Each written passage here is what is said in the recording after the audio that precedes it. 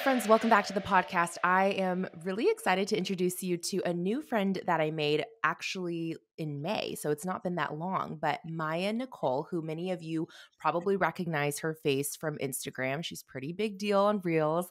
And it was actually funny because I walked into the room for Kajabi's VIP day, which was the day before the general conference started for Kajabi Hero Live. And, there's so many faces in the sea of faces, but Maya's face popped out at me and I was like, oh my gosh, I know that person. Well, didn't know in person, but I knew who she was. And I saw you standing alone. So I was like, I should go and say hi. And it was the best thing ever because you ended up being with our group of friends for like the whole weekend. So Maya, welcome to the podcast. Thank you. And I am so grateful, so grateful that you came up and said hi. And that group of friends, I mean, I actually just got off a training with Chrissy just the other day. I was doing a training in her community. So like you've connected me with so many people and I'm just so grateful for you and your kindness. You're absolutely like definitely one of the coolest, most powerful and beautiful human beings that I've ever met. Like truthfully, like honestly, I don't mean to like say that to like toot your horn or anything, but like truthfully, I'm just like, when I walked away from Kajabi, I was like, I'm just so grateful that I went just so that I could meet Ellen. Seriously. That is seriously so kind. Thank you so much. I'm like glowing on YouTube if you're watching this on video. Thank you, Maya. And Maya, you are glowing too because you're soon to be a mama. And we were just talking about your pregnancy. So congratulations again. And thank you. I'm really excited to dive into your case study actually, because I think it's awesome what you're doing, preparing for taking time away from the business and seeing how you've been able to still hyper growth even in 2023 on Instagram. But before we get into that case study, what's your Cubicle to CEO story? What was that final catalyst that helped you make the leap from employee to entrepreneur? Ooh, good question. So I've kind of had like a bunch of different random things that I did. So I was in nursing school and I also was a nanny at that time. And then I also was doing network marketing at that time. Wow. So that was kind of like the very first start of my journey.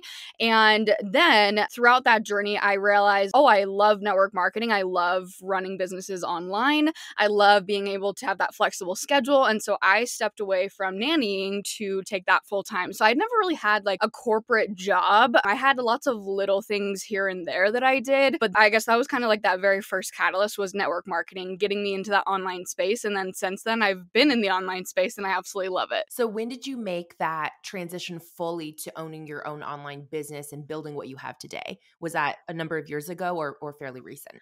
Yeah, so I got into nursing school in November of 2019. I started network marketing in December of 2019, but at the same time, I was still doing the nannying. And I was nannying, they said part-time, but like they had me come on so much that I was basically full-time at that point.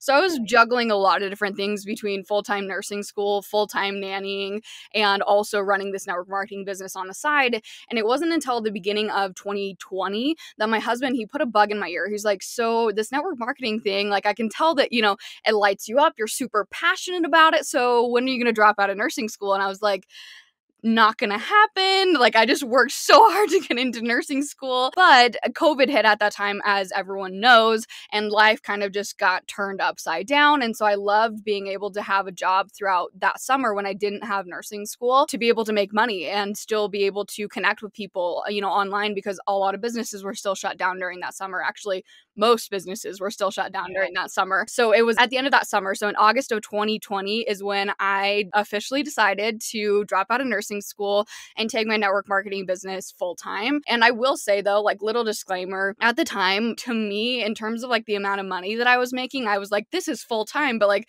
looking back, I really was only making like $1,000 to $2,000 a month at that time. So to me, it was a lot of money because I had never really known that much money truly, but it wasn't necessarily like enough that like we could live off of. My husband was also still working at that time, so we were more than okay. But to me, I was like, this is amazing. And then it wasn't until I had like my first 5K month, which was like almost a year later after that, where I was like, oh, like now this is amazing, but like just really celebrating the income along the way. But when I say full time, in that moment, I was like, this is full time to me. But like looking back, I'm like, I don't really know if that would be considered full time, but I was so in it. And I just loved the online space. And I was like, this could be something so much bigger. And I didn't really know what that would be at the time, but I just had this idea in my head where I was like, it could be something so much bigger. Absolutely. And that perspective really does change as you get exposed to new levels that you weren't really even aware were possible, right? I totally get that because I remember I did come from the corporate world, albeit it was like a short, very short stint, Yeah. but still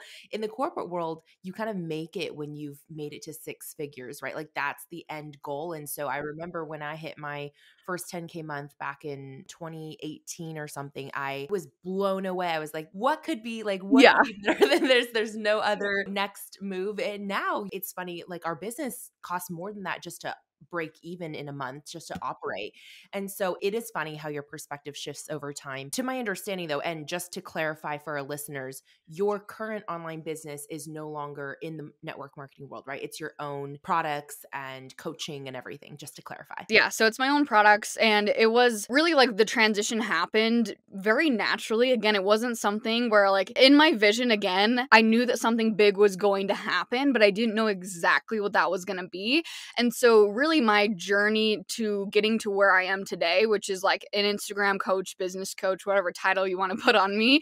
I don't really, anytime people are like, so what are you exactly? I'm like, I don't know. I'm a lot of things. I can't really put one title on myself, but really, my journey began when I started a 30-day Reels challenge in May of 2021.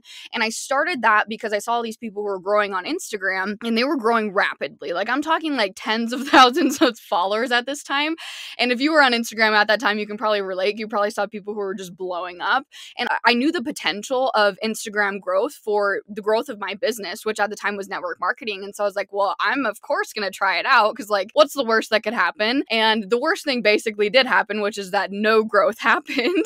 um, during that 30-day time period. So I carried on for another 30 days, so 60 days. Then I carried on for another 30 days because the 60 days didn't do anything. So at the end of that 90-day period, I think I had grown around 1,000 followers, which for me at that time was like a lot. Like I had 2,000 followers when I very first started that challenge.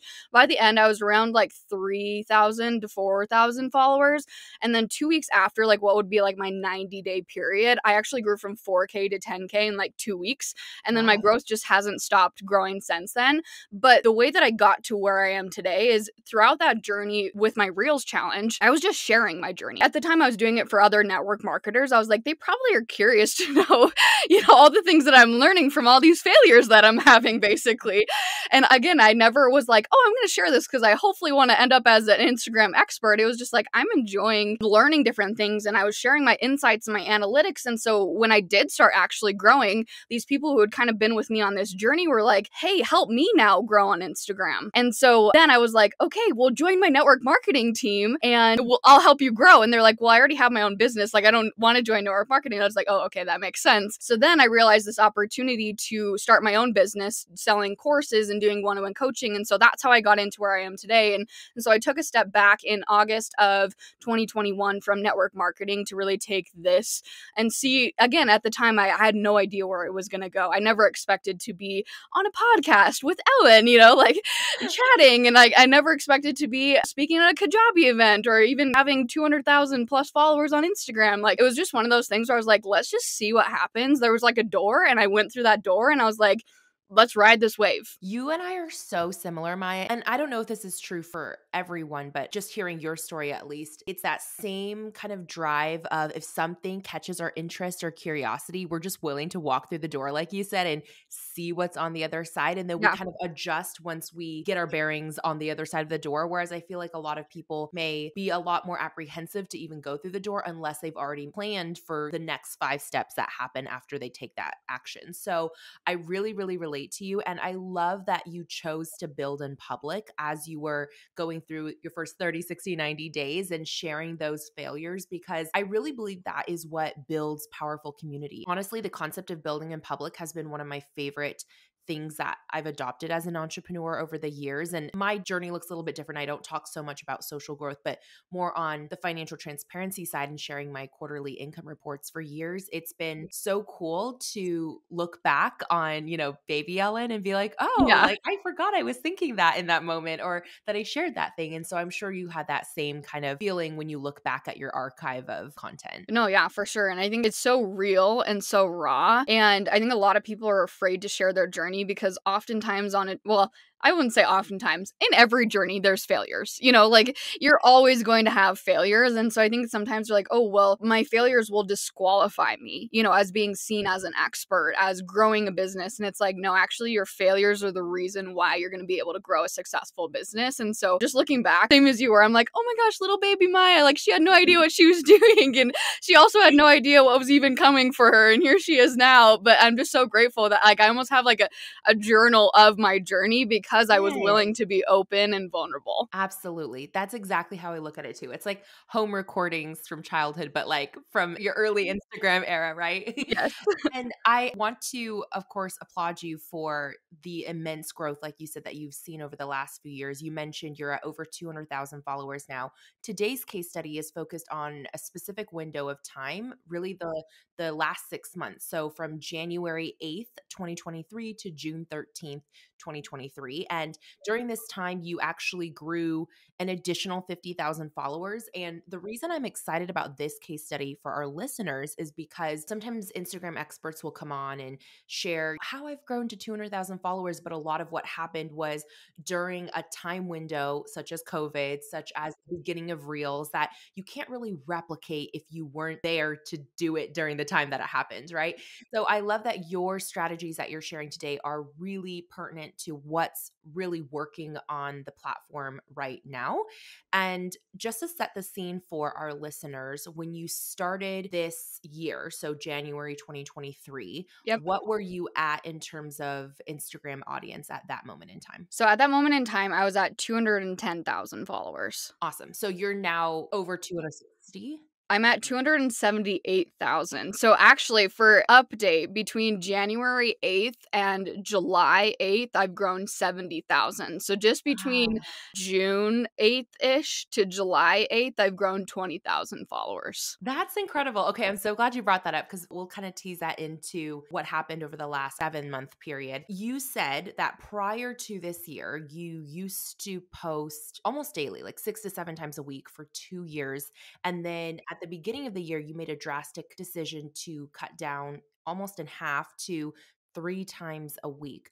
What led you to make that decision? What data supported that for you? Yeah, so the reason why I was continuing to post at a pretty high, like large volume was when I was doing that 30-day Reels challenge, 60 days, 90 days, I was posting every single day. And after that 90-day Reel challenge, I basically continued at that pace. I took off Sundays, so I scaled down to like about 6 times. And for a while, for about a year, I was actually posting like 3 times per week. I was posting 2 times per day. And so that was like 9 times per week for about a year. And then I scaled back to posting 6 times per week. So just still 1 time per day. My biggest thing is always experimenting. Like if you're on my Instagram account, I'm always trying something new. Throughout my entire growth journey, all I've done is post at really high volume. So I want to see what's going to happen if I scale back a little bit, because I get a lot of questions from people who are like, hey, I see your growth journey. I know that I could also grow at that pace if I posted at that quantity, but it's just not feasible for me right now because as business owners, we have 5 million hats that we're wearing. And I'm like, I totally get that.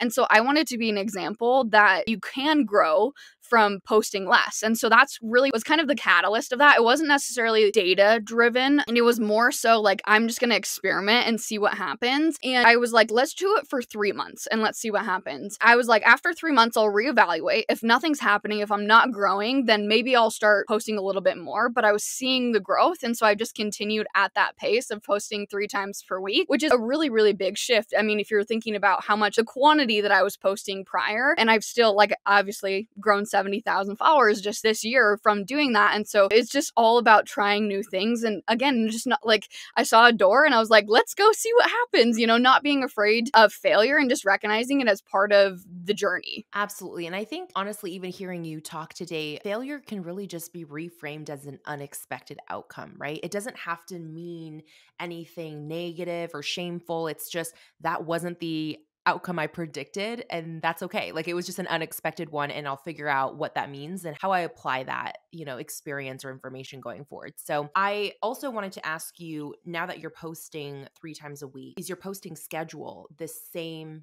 every week? Like, are you posting on the same days at the same times? Is it kind of sporadic? And what type of content makes up those 3 posts? Good question. So there's something I also wanted to add into your prior question too, which is like, what was a factor that also played into posting less? And I would say another factor is that I recognized that I wanted to put more emphasis in different areas of my business and I wanted to give myself a little bit more time to do that.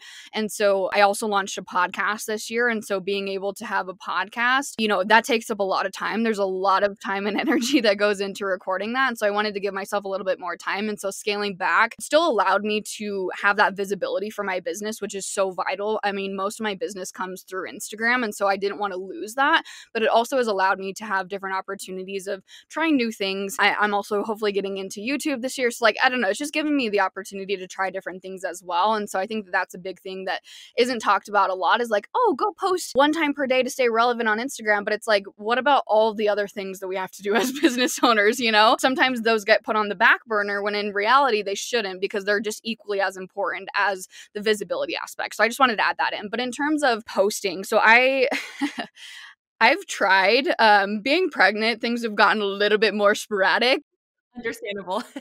Yeah, I will say that like my goal is Monday, Wednesday, Friday for posting, and all the time I will post in the morning, whether I'm posting on a random Tuesday or a random Thursday sometimes, which ends up happening like this week, for example, where I was just like, I just don't have the capacity to post on a Monday right now. So then I posted on Tuesday, but all of them I do post in the morning. So I do have a consistent posting time, but I do try to keep Monday, Wednesday, Friday. And the reason why I actually do that is because I have podcast episodes that launch on Tuesdays, and then I have my emails that go out on Thursdays. So it's my way of kind of like staying top of mind every single day in some sort of way, not all on Instagram, but since I have other, I guess, medias that I'm putting out on different days, that would be like my ideal schedule is like Monday, Wednesday, Friday. And then in terms of the content formats, it's usually 2 reels and 1 carousel post, but some weeks I'll have more reel content. I'm someone who likes creating reels a little bit more than carousel posts. I'm not really good at like the writing aspect of things. And so sometimes I have a hard time like getting my thoughts across in writing versus like inside of a reel. So I don't force myself. I'm not like, oh my gosh, I have to post a carousel post this week. It's like, oh, I have a really great idea that would be really great as a carousel post, or like, hey, let's take this reel and repurpose it as a carousel post. And so I don't have that pressure on myself of like, I have to post 1 carousel and 2 reels. It's like, let's just see kind of what happens and what makes the most sense in terms of like the best way to get this information across. I love that. Starting with the end in mind and thinking like, what is the thing that I want my audience to take away from this? And then finding the right container for it rather than being really rigid about, oh, it has to look this way, right? I am curious about the morning posting time. I mean, this has been since Instagram's inception, this long debated, like, does it Yes. really matter what time I post, what time of day? And, answers have changed over the years. But do you post in the mornings because it's a habit for you and that helps you stick with the habit? Or is it based on the data from your own audience that morning tends to be a more engaging time for them? Both for sure. So it's definitely a habit Okay. for me. I mean, I've been doing mornings since I started my 90-day reel challenge. But then also I think about like my audience, and I have a lot of people who are worldwide. And so because of that, I try to post at a time that makes the most sense for them to also be engaging with that post. And so usually like Australia times, like it's totally whack compared to like United States times. And so like if I post it like, in the afternoon, sometimes that's like midnight for them. And so like I want my content to be able to be seen by as many people as possible when I'm posting it, because that's really important for the algorithm, is like that initial engagement. And then on top of that as well, I think that the bigger thing for me is just like when my audience can come to expect when my content is being posted. So very similar to like, oh, I have a podcast that drops on Tuesdays. They can expect a podcast on Tuesdays. They can expect an email on Thursdays. They can expect my Instagram posts in the morning on Monday, Wednesday, Friday, So it's just like, it's that repetition. It's like, oh, I'm going to hop on Instagram because I know that Maya's posting, and it's morning time. So I'm going to see her post. You know what I'm saying? Yeah, and that's so smart because it's like you're not only building a habit for yourself of this is when I show up to create or post content, but also, like you said, you're creating a habit for your actual audience and in Yes. a way that, and this is interesting because I don't think everyone thinks this way on Instagram, but if you are training your audience to expect and anticipate and look forward to your content Mondays, Wednesdays, and Fridays, then really you're almost making your profile on Instagram a destination activity for them rather than oh, I just happen to be served Maya's content on my feed today, so I'll pay attention. But otherwise, it's kind of out of sight, out of mind, which is really interesting because that mirrors more the behavior of audiences on a platform like YouTube. And I remember that for myself. Like I've been creating or watching on YouTube since the early days. And I know that with my favorite accounts that I was subscribed to, I didn't wait for the video to show up in my like subscription speed, right? It was like, Yes. I know this YouTuber posts on this day, so I'm gonna go check their channel and make sure that I catch their latest videos. So that is so smart. I love that you are incorporating that same type of behavior into Instagram. And I wanna move into some of the specific other things that you've seen work particularly well this year in 2023. But before I do, just to set up a pre-frame, I want to get your hot take on something I alluded to earlier, which is this barrier that a lot of people feel in that, oh, I missed the boat for Instagram, right? It's like I missed when Reels came out and it was new and Instagram was doing a great job pushing all that content out, or I missed when everybody was on their phones during the pandemic, or whatever many other things people might say. And you even mentioned like you had 2 years of history of putting in the daily work of creating that volume Yeah. of content before you switched to 3 times a week now. So for someone listening who's like, well, if I just skip straight to the point Maya's at now and I create content, let's say 3 times a week, but I don't have that 2 year history before that of having built that daily momentum, do you think that will change the outcome for them? Do you think that 2 year window was like a necessary foundation for you to see the type of growth you are now? Yes and no. I think that for me personally, because obviously I can only speak for my personal journey, the posting daily, like I do think that the quantity did obviously help with the growth and staying top of mind, especially because I wasn't on a lot of other platforms at that time. So I didn't have podcasts to keep me top of mind, email. I wasn't on all these other platforms. But I think that the biggest thing for me looking back is that I just got really good at being a content creator because I was creating such big volumes of content. And I think that that's like my biggest takeaway from that period of time where I was posting so much is not necessarily like you have to post that much in order to grow. This is like a mini case study, but one of my one-on-one coaching students that I've worked with this year, she started coaching with me in March and we did a 3-month coaching container. She started out with 1,500 followers and now she's up to 25,000 followers. And I think that in terms of like exact timeline, it's been 4 months. And so she's a perfect example of growing from a smaller number to a bigger number. Like I think a lot of people look at my Instagram account and they're like, well, of course you grew, 70,000 followers. You already had 200,000, before you even started. But I know that it's also nice to look at like other Instagram accounts who are growing from something smaller to something bigger as well. So I just wanted to throw that in there. But again, going back to the quantity, I think that it's more so like, again, I got better as a content creator. But I think that also another reason why I got better as a content creator is because I had a lot of freaking data to look at. I had a Mm. lot of data to see and say like, oh, people do not like this topic, or like, I don't like teaching on this topic, or, this type of reel in this type of format, or this type of audio with this type of text does really well. And again, it all kind of comes back to experimenting. And so I think that that's like my biggest takeaway from that time period is I just had a lot of data to go off of and being able to shift and transition. And I wasn't afraid to try new things. And because I was putting out such a big volume of content, I didn't have a lot of pressure on each individual post, if that makes sense. And I Yeah. think a lot of times when people are posting less, they'll post and then they'll sit there and, refresh and refresh and refresh and refresh and refresh because they only have 3 posts that week to rely on, right? And so for me, it was kind of freeing because I was never like sitting there refreshing. I was always like, hey, what's the next thing that I'm doing? Like, and then of course I would reflect back and look at my insights, but I think that that's the biggest takeaway for me. So to answer your question, I do believe that it is possible for you to start from scratch, posting 3 times, 4 times per week and grow to very large numbers. That being said, though, you have to be really intentional with looking at your insights and really pushing yourself as a creator to try new things and experiment so that you can get better as a content creator. Does that make sense? It does. And I have so many great takeaways that I just want to make sure our listeners really caught on to and hold on to.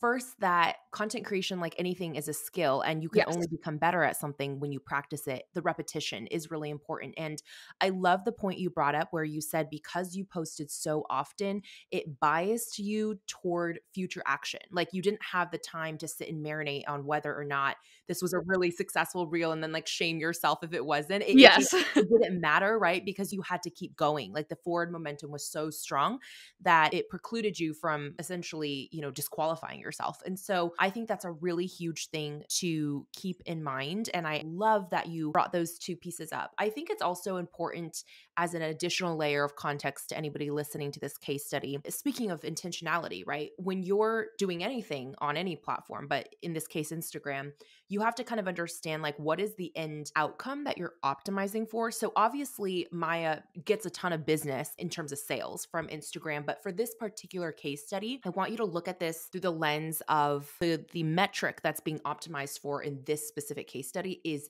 growth, audience growth. Yeah. That's a different objective, right? Than like maximum number of sales or revenue on Instagram or list growth or something else. So when you're taking in what Maya's sharing, I would just encourage all of you, if you're like, oh, well, I don't really know if like I want to be even creating at the volume of 3 to 4 times a week. That's okay. Just take a pause, take a beat, and really think about like, okay, this is what is working if you're wanting to optimize for audience growth. But if audience growth isn't your primary objective on Instagram, maybe it doesn't apply to you. So I just wanted to add in that extra layer of context in case anybody might be feeling that way. I think that's super important because if you are posting and you're looking at your views and you're like, oh, this reel didn't perform as well, it's like, but what was the purpose behind that reel? Was the purpose for views, which is visibility for potential growth? Or, is it to nurture your current community? It's like you need to think about the goal behind everything that it is that you're doing. And I think that this is applicable to any business owner, but like there's going to be different goals and different stages of your business. And so for me, like at the beginning of my journey, like, visibility was a big goal because I recognized the power of attracting the right people, right? Like if when I'm not talking like attracting anyone out there in the social media space, but like if I'm attracting the right people, those people are going to potentially turn into customers, which is going to potentially grow my business, right? So visibility was a really big piece of why I was showing up. And now why I'm showing up on social media is to experiment, to give people insights into what is working on social media and what's not working on social media. And so different stages has brought different goals for me. And it's okay to have different goals at different stages. And it's okay to show up on social media and say Instagram followers is not my goal.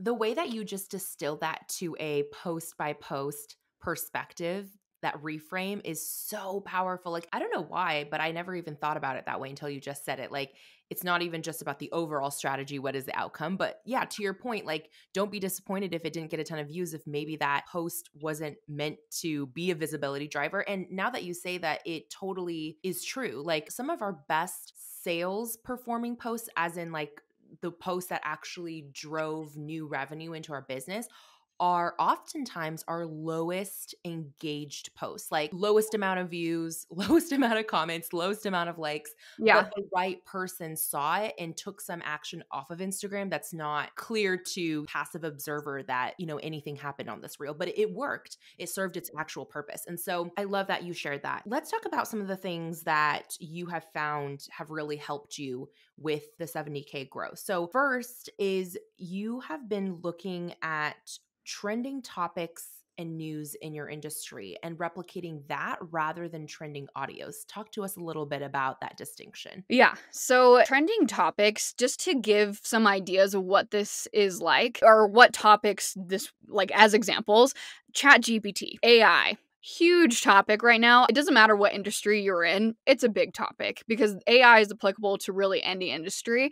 And so I've actually had 3 posts now go viral talking about ChatGPT, and I just related it back to my industry. So I said, ChatGPT for content creators, and I gave a bunch of prompts for people to use on ChatGPT for content creation, like finding hooks and like writing your captions, and not like fully writing, like outlining, of course. And I'm a big believer that we use AI as a starting point, as an outline, and then it's your job to go in and input your voice and change things. So I just want to put that in there as a little disclaimer. But anyways, that was a really huge thing, and it still is a huge thing. And I've gained 15,000 followers just from those 3 posts on ChatGPT. There's a lot of power in the trending topics, but just to give some examples of other trending topics, the Taylor Swift tour. I've seen so many people talk about her marketing, her branding, all of the different things that she does so well. And so creating posts around that, that's a huge topic right now. The Barbie movie.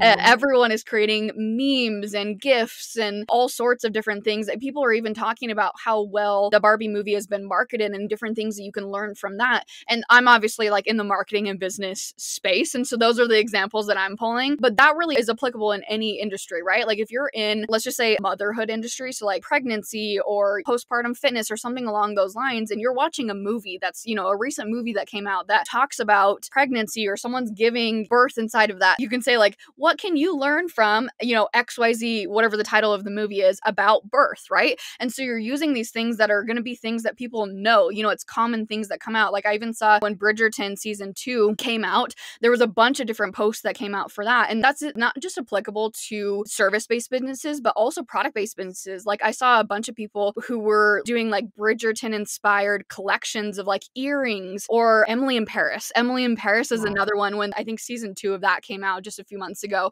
that was really, really popular. And there were people who had product-based businesses who were doing collections around like how to dress like Emily in Paris, or like, Emily in Paris jewelry and stuff like that. So it's using these trending topics. And again, things that like people are already thinking about. They're already watching these shows. It's top of mind. They're loving it already. And then they see this piece of content. They're drawn in by it just based off of the topic. That's so wise. And I mean, it's true, because it's like, especially if you're depending on your content being seen by people outside of your existing audience, you have to have some form of initial connection or commonality, right? For them to want to stick around to hear what you have to say. You totally appealed to my Swiftie heart, of course, with your Taylor Era Tours example. I'm going on Sunday, by the way. I am so excited. I'm like 3 days away from dance partying with thousands of other Swifties. So I can't wait. It's going to be so fun. But yeah, I totally see what you mean. And actually hearing you talk about that, it kind of reminds me of how you would approach pitching in the publicity world. So like when you're pitching media outlets, it's kind of very similar idea. You're looking for trending news or topics that are relevant to the readership or the listenership of a certain platform, and then thinking about how you distill that or relate that is a better word to your, what you do. And so I love those examples that you gave. And just curious on the trending audio side, the other half of it, since you're prioritizing trending topics over trending audios now, do you still tend to use trending audios, or have you kind of shifted away from those more to original audios? Because I have seen a big shift overall in the content on Instagram to the other side, but I'm curious if that's been your experience as well. To me, it's not necessarily like, oh, I have to use trending audio, or it's kind of just whatever fits, honestly, in terms of the topic that I'm sharing. And so I will say that I do still use mainly trending audios, but it's not necessarily like early trends like I would have used if you talked to me like 8-9 months ago in my business. And early trends being, for anyone who's listening, really like audios that have around like 5,000 or less reels posted underneath them would be considered, or what I would consider as more of like early trends. So I used a lot of those when I was posting daily. Now, to me, like my focus isn't, again, it's not necessarily growth. My focus right now is more experimenting, trying new things. And so I'm not like hyper focused of like, oh, I have to use a reel or an audio that has this many reels under it, or it has to be a new trending audio. So I do use trending audio. Sometimes they end up being early trends, but I would say most of the time they're not early trends. And I'm just kind of more so focused on like the actual message, the actual impact, the actual education of the post. Interesting. Yeah. So kind of like what you were saying about, should this be a static post or a reel? It's like it's almost an afterthought. Like the container, and in this case, the audio is more of like an afterthought or the cherry on top, rather than like you're building the reel around the audio. Right? Yes, exactly. Okay, that makes complete sense.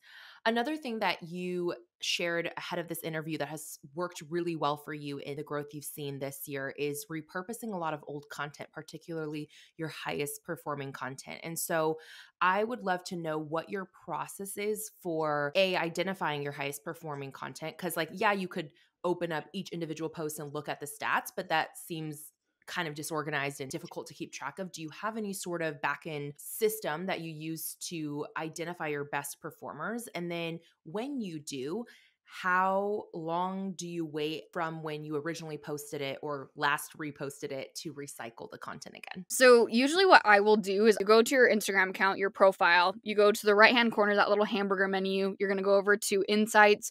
And then from there, it just depends on what I'm looking to repurpose. Let's just say I'm looking to repurpose a carousel post into a reel. So I'm obviously going to be looking at my carousel. So I'm going to go to posts.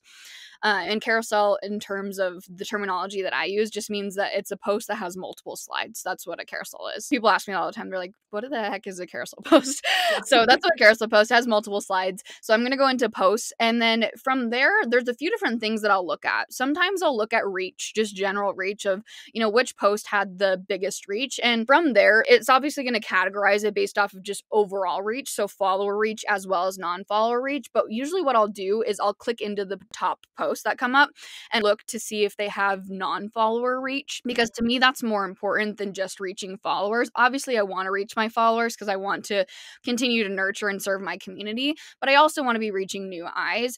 But again, this also kind of comes back to what is the ultimate goal with the repurposing of this. And so that's why I say sometimes I'll filter for other things. So sometimes I'll filter for like link clicks. So I will see how much traffic that post drove to the link in my bio. Sometimes I'll filter for the amount of follows, right? Because reach is great, but if that's not converting into actual followers, then there might be something that is lacking in that message, or it just might be something that was like maybe a popular topic, but people didn't really care to follow along. So there's a lot of different things that I'm looking at, but I would say that reach, but specifically non-follower reach, which you can't filter specifically just for non-follower reach. So you have to filter for reach, and then you have to look at the post individually for non-follower reach, link clicks, and then follows. Those are like the big ones that I'll filter for. And then from there, usually I'm looking like 6 months or like more in the past. I will say that if I'm going to repurpose something, it's not going to be anything closer than 3 to 4 months ago, just because I don't want it to be like super top of mind, especially because the way that I repurpose is like almost taking the exact post and just repurposing it as a reel. So like the text and everything, sometimes I'll even copy and paste the captions. So I don't want it to be so top of mind that people are like, wait, I just saw this yesterday, So for example, I had a post that was talking about 5 questions that your Instagram bio should answer. And it was a carousel post that I believe I posted in April of 2022. And I reposted that I repurposed it as a reel I want to say in May of this year. Just from that repurposing alone, I gained 1,800 followers. So that reel brought in 1,800 followers. And I had seen when I was looking at my posts that the post as a carousel post had performed pretty well. I think it was like maybe in my top 10. I think it was like number 8 in my top 10 of like my posts from like within the last year, I think is what I was filtering for. So it wasn't like the number one, most in terms of reach, but I was like, hey, let's just see how this goes. Like, because it performed decently well. It didn't bring in a ton of followers as a carousel post. And I think this is important to note too, where it's like, you don't always have to look at like your top performing post. Like it could be a post that totally failed, in terms of like whatever your goals are, right? Like if your goal was to get followers from it and it got 0, like you can take that and you can say, okay, why do I think that this post didn't hit its goal? And what can I shift in terms of repurposing to have a piece of content that maybe does hit a goal? Maybe that's changing the hook. Maybe that's making a little bit more storytelling. Maybe the post was too text heavy and I needed to spread it out over a few more slides. So there's a lot of different things that you can do. So it's not always looking at like, oh, what is the best performing post and how can I repurpose that? I mean, those are good to do. And I mean, if it's usually, not all the time, but usually if it's a good performing post as a post, it'll perform pretty well as a reel as well, or vice versa. So that's just a good one where it's just like, oh, I just want to, bring in some visibility. Like that's a really good one to go to, because it's like you've kind of already proven the idea, but it's also great too to go back to posts that didn't perform as well and tweak them to see if, maybe it's just the topic that just simply does not resonate with my community, or maybe it was the hook. So there's a lot of different things to look in there. That's really helpful. Thank you so much for walking us through in detail, like exactly where you're looking inside the app insights to determine, what to repurpose or what is worth repurposing. Real quick, as a clarification for our listeners, when you filter by which posts brought the most link clicks, is that Instagram tracking, okay, let's say that someone, watched your reel or they looked and swiped through your carousel post, is that indicating that they then went to your link in bio and clicked a link there? Yes, yeah.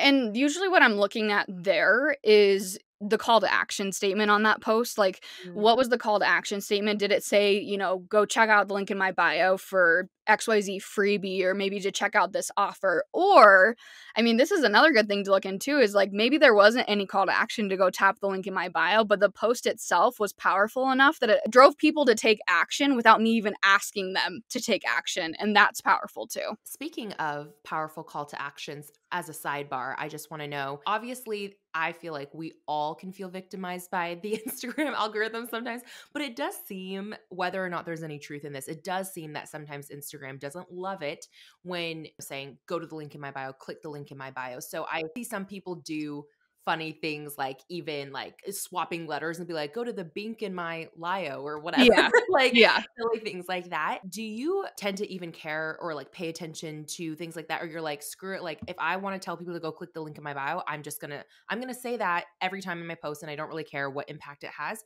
Or do you try to default to other creative ways to get people to take the next step? I know, for example, like a lot of people also will be like, comment X word or X phrase, and then they'll either manually DM a link or set up a mini chat automation to do it, which we've done as well, the manual part more so. But besides those two things, like go to the link in my bio or comment a certain word, have you discovered any other powerful call to actions where you're like, this is so underrated, people should be doing this? Yeah, good question. The first thing I'll say is I don't really pay attention to like, should I use link in bio language or should I not? On TikTok, yeah. And I know it's a lot bigger of a thing on TikTok. I don't know if this is like Instagram fact. So I'll say that this is like my Instagram expert opinion, is that Instagram doesn't penalize you or punish you for saying that. And I think that Instagram is, in my opinion, a lot more of a business friendly platform than TikTok in terms of being able to drive traffic to your offers and things like that. Now, what I will say is I do default most of the time to using that call to action, the second one that you were talking about, where you comment a certain word and I'll direct message you a link, for a few different reasons. I think that it's more effective in conversions because you are doing the hard work for people, whether that's an automation or whether you're manually doing that. They don't have to go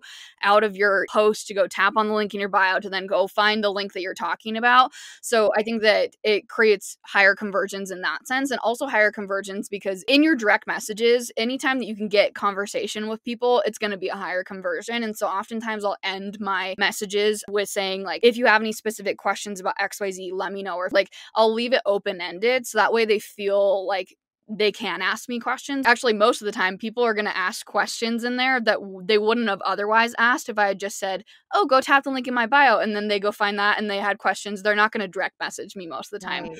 And so I think that it kind of overcomes like that barrier as well. I don't know if that makes any sense, but Yes, because it's like you feel like, because you're the one who initiates conversation, right? And you're saying, hey, here's that link you asked for. They feel more comfortable to then respond with a question versus like jumping into someone's DMs, especially if you've never DM'd them before. It kind of does feel scary sometimes to open with a question. Yeah. no, yeah, for sure. Definitely less scary. And then in terms of like creativity, I don't have any super creative ideas. I will say that my best conversions in terms of like sending someone to a link and getting them to sign up for like my email list or for my offers is definitely the comment a certain word and I'll direct message you a link, just because of all the things that I just prior said. But I mean, I also think it's important too to think about in terms of call to actions. Like I think of call to actions in kind of two parts. You have call to actions that drive traffic to, you know, your email list or to your podcast or to your offers, but then there's also engagement boosting call to actions, which I also think can be titled like relationship building, connection building too.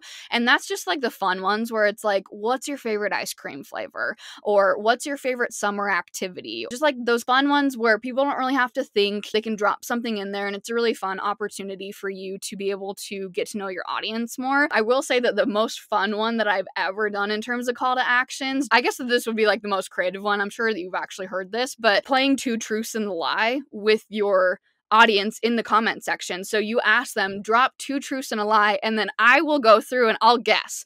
And then it's just so fun to be like, they're like, oh my gosh, yeah, you got it right. Or like, nope, you got it wrong. And like, it was actually this one. And I'm like, wait, no way. Like, you've actually swam with sharks, or like, I don't know, just like fun things like that. And so I would say that that one was definitely like the most fun that I've done in terms of call to actions. Ooh, okay. I totally have seen those before, but usually it's like the creator posting their own two truths and a lie, right? And then having people guess, which I've always found to be difficult because it's like once one person guesses the right answer, do you not tell them? Like, Yeah.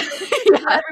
everybody else like will obviously see their guess, and it kind of ruins the fun. So I love the way that you kind of flipped it on its head. It's like, no, let me hear your two truths and a lie and then engage individually. So that's actually really fun. I should totally do that with my community because it's been a long time since I've done one of those posts. And I do love learning about other people because there's some super interesting people that you just like Yes. you would never guess, you know? So that's awesome. One final question on this tip before we move to our final two tips to wrap up the case study. When you're repurposing the content, you kind of mentioned that you might take something that was a carousel post and turn it into a reel, but have you also just flat up, like literally taken the same exact post and then just reposted it again, like you said, 6 to 12 months down the line? And if you do repurpose content for a post, how many times do you repurpose it before you're like, I need to retire? Like it's finished its life cycle of repurposing, right? So I think that the first thing that I want to start off with is there's a difference between repurposing and reposting. So when I say repurposing, I'm Fair. taking an idea and I'm changing it a little bit, whether that's changing the content format, whether that's changing the hook, or maybe it's, changing the delivery of it, where like maybe I delivered it one tip at a time inside of this reel, but maybe I'm instead going to deliver it as all the tips show up on the screen at once, or maybe all the tips are in the caption. So it's getting creative with like taking an idea and how can I shift this to be almost something that is new. Now, Mhm. when it comes to reposting, in my definition, it's taking the exact same post and reposting it again. So, like, copy and paste is basically what I want to think there. So, same caption, same slides of the carousel post. I wasn't against reposting, and I'm not necessarily against it now, but what I will say is that Instagram did come out with and actually talk about this, which is like the original content ranking. And I believe this was like in October of 2022 where they officially talked about this. And basically, what the original content ranking is like if you're reposting stuff, it's not original. The first post was original, right? But if we're reposting things, whether that's you're reposting your own content or someone else is reposting your content, it's no longer original. So it's now going to be ranked lesser in terms of the algorithm. Now, I've still seen people reposting things and they've done pretty well in terms of like viewers and followers and things like that. But what I will say is like the algorithm's always constantly changing. And so we never know when like it's suddenly going to be like a huge penalty for doing something like that. So I just always say stray on the side of caution. Again, we don't know a lot about the algorithm. And if Instagram is willing to come out and tell us that like, here's the original content ranking, it probably means that it's something important. It's going to continue to grow in importance over time. And so what I will say to that is if you're wanting to actually repost something, I would take it, copy and paste it, but I would maybe change out like the title, like the hook is maybe something different, or maybe the color, like in the background of like color behind the text is maybe a different color. Like, again, we don't know a whole lot of like what can the algorithm actually detect as like original versus not original. Like, can it tell if like the text is the same but the color in the background isn't the same? Like, we don't know all of those different nuances, so I can't like speak to like that much specificity in terms of like what you should change and what you shouldn't change, but that is just something to keep in mind as well. So what I would say, just knowing that, is I would encourage you to repurpose and not repost. And in terms of repurposing, I think that you do that infinitely until it stops working, because I mean eventually there is going to be a time where like you've probably repurposed it so many different times that there's kind of no other way to repurpose it. But what is really cool about repurposing too is like what I talk about 1 year ago versus how I can talk about it now, and like the knowledge that I've learned since then, or like the way that I teach it might be different. And so that's something to think about too, is like, yeah, you might be repurposing this idea, but like you might have a new perspective, or you might have a new tip, or you might have, something new to share, hopefully, because you've been Mhm. growing as, as an entrepreneur, educating yourself. And so that's something to keep in mind too. And that's why I think that it's kind of an infinite amount of times that you can repurpose, because you are always learning and growing. 1,000%. That is such a great way to look at that, is the new experience, like you said, the new perspective that you bring. Even if you're sharing the same content, it's shared through a different lens. And so I really love that reminder. All right. So our final two tips to wrap up this case study. One other thing that you have really focused your time on this year to see that exponential growth is getting people to stay on your content for longer. So, in the last 6 months, what have you observed works really well to get people to either stay watching the full reel or even rewatching reels, or same thing with carousel or static posts to actually stay on them and read them? Ooh, this is like my most favorite topic right now because this is what I've been experimenting heavily with over the last month. And this is my third experiment, or I guess I just posted my third experiment, I think last week, in terms of like this idea that getting people to spend longer on your reel is going to rank higher in the algorithm. And I have this theory, and it's been proven through my experimenting. Obviously, I can't speak for everyone, but I've also had a lot of my followers also test it out, and they've also been like, yeah, this actually works. My theory is that a reel that is longer, that you can get people to stay on for longer, will rank higher in the algorithm than a reel that is shorter that gets people to stay on for the full amount of that reel. So to kind of recap on that, just to make sure it makes sense, a longer reel with a higher watch time will rank higher in the algorithm than a shorter reel with a higher watch time. Either way, like getting someone to watch a 5-second reel start to finish, but getting them to watch a 15 or a 20-second reel start to finish, to me, there's a lot more skill that goes into that because it's a longer reel, right? We already know people's attention spans are so short. And so if you can get someone to stay on your post for longer than like 7 seconds, which is I think is what we're up to right now in terms of average attention span as human beings, which is just wild. So if you can get anyone to stay longer than that, like you are a good, in my opinion, you're a really good content creator. And it's not to say that like you're not a good content creator if you have reels that are 3 or 4 seconds long, but it's just such a bigger skill in my opinion, especially with the way that social media is and people's short attention spans. So because I've done a lot of experimenting with that, I actually had a reel where I use this technique. And the main technique, I mean, there's a bunch of different ones that I can run through really quickly, but the main technique that I use is what I call like a spread text technique. And so that just means that, you know, you have a hook. The hook is on there for a few seconds, and instead of all of the tips showing up on the screen at once, like let's just say I have 5 tips, instead of them all showing up on the screen at once after the hook, I'm going to spread it out over time. So it's going to be one tip at a time that shows up for maybe 2 or 3 seconds at a time. And so people want to keep watching because they know like the hook hopefully is going to say like keep watching for 5 tips or something along the lines of 5, so they know they should keep watching, right? And so then they continue watching. And so that's how you're going to keep them on there for longer. And so I had a reel that brought in 10,000 followers in June Wow. just from one reel by doing this spread text technique. And I've had a bunch of my followers also try this out as well. And they keep screenshotting and like messaging me and they're like, oh my gosh, this actually works. And so it doesn't just work for me. My followers are also trying it and it's working for them as well. But in terms of other techniques to get people to stay longer, I would say like what I call storytelling techniques. So like telling it like a story, right? And so this could be like as a talking reel. This could be as a voiceover where you're actually like telling a story and then the text is like popping up again, one like text box at a time versus all at once. Right. Curiosity techniques. So making your followers look for something in a reel that might be like hidden, like maybe you have like a hidden tip in there, or maybe it's like, can you find the hidden emoji or something along those lines where people are having to watch multiple times. Looping techniques. So like where the end of the reel, it flows into the first part of the reel. So people continue watching it over and over again because they don't even recognize that the reel has actually ended.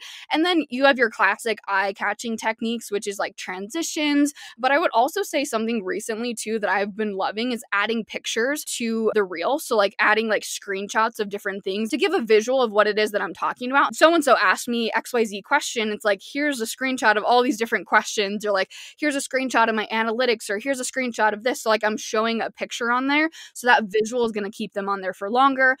GIFs are also really another, or GIFs or GIFs or I don't, whatever you call them. Debated. I call them GIFs because the creator of them calls them GIFs. Okay.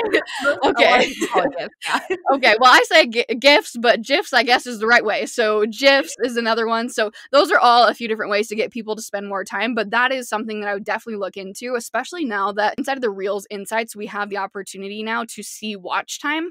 If you don't have it yet, it's coming. It's a very, very new feature on Reels, but you can see how long people are watching. And so something that you can really do in terms of like looking and digging deep into your analytics and insights is asking yourself, how can I get people to stay on my reel for longer? Oh my God. You just like just knowledge bomb. Like, that was amazing. No, seriously, I'm like, dang, that was like a mini masterclass packed into a couple minutes. I really hope if you're listening, go back and re-listen, write those different techniques down because like Maya said, it's all one big experimentation. So try different ones and see which ones really help your audience increase their watch time. Thank you so much. That was so, so generous and valuable of you. The final question or the final tip I wanted to cover in wrapping up this case study is how you've approached utilizing off platform channels like podcast guesting, like trainings, guest trainings in other people's groups to drive new reach and followers to your account. So, talk to us about what you found works best, both in terms of like places to do this, but also what you found works best in getting people to actually go follow you after they've been introduced to you somewhere else. Yeah, good question. So, when I was thinking about scaling back in terms of the amount of times I was posting on social media, another big reason why I did that is because I wanted to have a bigger focus on what I would consider to be more evergreen type of content, not just for myself, but also being a guest, like on this podcast, for example. And so, to me, that was creating my podcast. That means to me also, it will be having like my show notes for my podcast on like my website and like transcripts eventually on my website too, like as like mini blog posts. Showing up on YouTube is another goal of mine this year. And so really having a bigger focus on more of that content that's going to last a long time, because on social media, I mean, realistically, even with a reel, you're about 6 weeks of a lifespan, which isn't that long, right? You have to continue showing up and showing up and showing up and showing up in order for you to stay relevant and continue to grow that visibility. Whereas, podcasts, I mean, these are things that people are finding years and years down the road. And same thing with YouTube videos. I watch YouTube videos all the time where it's like, oh, this was in 2018. I'm like sitting here watching it, And obviously it depends on like the topic. Like you want it to still be relevant, of course. But that was kind of a bigger focus for me, was moving into more of that evergreen type of content. My hope with that would be to create more passive income and being able to drive in more passive traffic without me having to show up constantly on social media. And that's another part with that, which I didn't know at the beginning of 2023, but now I'm having a baby. And so that's a huge thing for me, is that I don't want to have to show up 24/7 in order to make sales. So I wanted to have these different avenues that are kind of working for me in the background, if that makes sense. Yeah. And so to me, because I didn't have a podcast at the time, that to me started out with guest podcasting. And so I have pitched other people in terms of being a guest on their podcast, and it's just finding a podcast that has an audience that's also going to resonate with the message that I'm sharing, and then making sure that like this is just something that I value so much, is just giving so much for free. I do that with my own content. That is the whole purpose of my feed on Instagram, is not to sell, it's just to give value. And so that's the biggest thing for me when it comes to any guest opportunities that I've been able to be a part of, any of these evergreen content formats. It's just really coming from a place of giving ultimately at the end of the day. Oh, that's such a beautiful, I feel like, reflection of your heart and who you are as a person. And I, for one, I know am very grateful that you choose to give so willingly of your tips and your insights. Thank you, Maya, for this incredibly helpful case study. If you learned a new tip today to grow your Instagram audience, please do me a favor and DM Maya and tell her which tip you're planning to try first. And speaking of which, where can people go follow you on Instagram and tell us about your podcast or anything else you're excited about that you want people to go connect with you? Yes, for sure. So you can find me pretty much anywhere at Maya Nicole. That's where I am on Instagram. That's my website. I'm on TikTok at Maya Nicole. I'm at Maya Nicole everywhere. If you type in at Maya Nicole and I'm not there, then it probably means I'm not on that platform. But in terms of my podcast is titled Radical Disruption.